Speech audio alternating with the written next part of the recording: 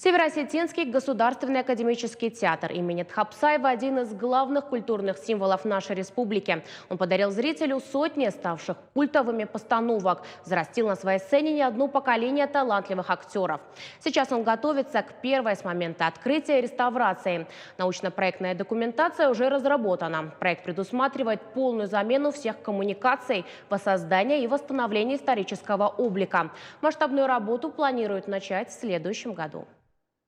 Самый крупный театр республики – Осетинский. Более того, он выявленный объект культурного наследия. Зданию больше 60 лет, и оно давно нуждается в реставрации. Глава региона Сергей Миняйло поручил подготовить проект и рассчитать смету. Театр должен отвечать современным требованиям, быть удобным для зрителей и артистов и при этом не потерять своей уникальности.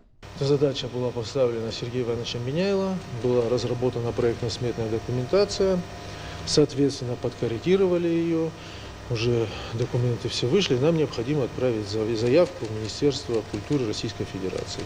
Такие договоренности достигнуты, и нам нужно, значит, вот тот самый первый очередной этап пройти, так скажем, жизненно необходимый для того, чтобы театр существовал, потому что все-таки это такая точка притяжения, и он у нас действующий, функционирует, поэтому нужно здесь создать максимальный комфорт для наших граждан. Проект подготовили, первостепенная задача – все системы жизнеобеспечения здания. В зале сделают подводку всех инженерных коммуникаций для последующего подключения технологического оборудования, а еще заменят кровлю. Проект разделен на несколько этапов. Сейчас речь идет о производстве работ по первому этапу.